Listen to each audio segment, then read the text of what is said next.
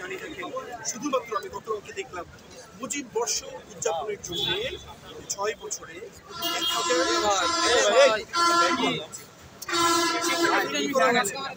আমরা সেটাও জানি এবং সেই সেই আমরা যে ওনাকে নিয়ে শেখ মুজিবুর রহমান সাহেবকে নিয়ে মুভিও করা হয়েছে, যেখানে মোস্তফা সারোয়ার ফারুকী বিশেষ সেখানে অভিনয় করেছে। দেখেছি বিভিন্ন সময় আওয়ামী লীগের কুসমত করার জন্য। আমার কাছে খুবই অবাক লাগছে, তাহলে ছাত্ররা যে রক্ত দিল তাদের উদ্দেশ্যটা কী ছিল? সেই আওয়ামী দোষদেরকে আবার ফিরিয়ে আনার জন্য রক্তটা দিয়েছে, এটা হচ্ছে আমার প্রশ্ন।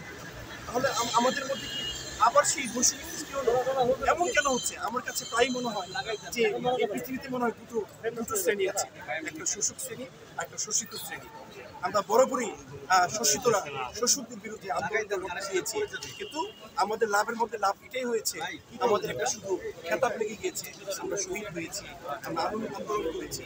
কিন্তু মিষ্টিটা মজাটা তারাই উপভোগ করে যারা ক্ষমতাবান, যারা হচ্ছে অন্যায়ভাবে মানুষকে নির্যাতন করতে পারে, তারাই কিন্তু ক্ষমতার সাথে। একটু জানতে চাই, আপনার বৈষম্য কথা বলছিলেন। জি, এই আন্দোলনে আমরা দেখেছি যে প্রাইভেট ইউনিভার্সিটির বেশি অবদান ছিল। জি, সেক্ষেত্রে এই এখন কি বৈষম্য তৈরি হচ্ছে না? হ্যাঁ, আমরা আসলে আজকে যে প্রেস ক্লাবের সামনে ষড়যন্ত্র হয়েছে, এইটাকে বলার জন্য কিন্তু এসেছি। আপনাকে ধন্যবাদ, অনেক ইম্পর্টেন্ট কথা বলেছেন। আমি একটা কথা নয়, আজকেও আমার বক্তব্যের মধ্যে বলেছি যে বৈষম্য বা ডিসক্রিমিনেশনটা কি। আমরা এটা বলছি না আমরা প্রাইভেট ভার্সিটির ছাত্রদেরকে আমরা ঢাকা ভার্সিটির ছাত্র বানাতে পারবো না। আমরা এটা বলছি না যে একটা লোক তার ডাক্তার হওয়ার যোগ্যতা নাই, তবে তাকে ডাক্তার করতে বলছি, নট লাইক দ্যাট। প্রত্যেকের অবদানকে আমাদের স্বীকার করতে হবে।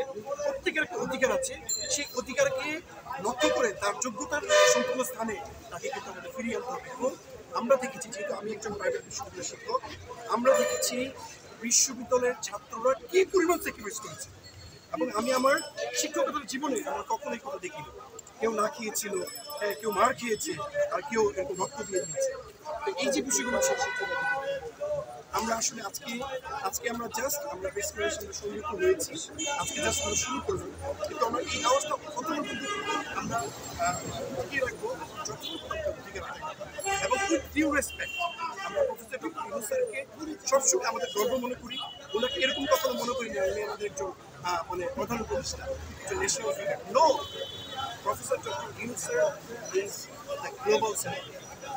সো ওনার যথেষ্ট মেধা আছে, যিনি 3-0 মতো থিওরি পুরো ওয়ার্ল্ডে কায়েম করে দেন। তো আমরা স্যারকে আপনাদের মাধ্যমে আমরা এই বলতে চাই, স্যার আমাদের যে অবদানগুলো আছে এটা যেন আপনার মাথায় থাকে। আর সেই অনুযায়ী আমরা চাচ্ছি ডক্টর আসিফ মাহাতাব উৎসব ব্রেক ইউনিভার্সিটি টিচার ছিলেন, আমরা জানি সে তৃতীয় লিঙ্গের প্রতিবাদ করতে গিয়ে তাকে চাকরি পর্যন্ত হারাতে হয়েছে। এবং আমার স্নেহভাজন ছোট ভাই, আমরা এর সাথে কোভিড কারাগারে ছিলাম, সে খুবই অসুস্থ, হ্যাঁ, স্পাইনাল প্রবলেম আছে, এরপর অসুস্থ শরীর নিয়ে সে হবে।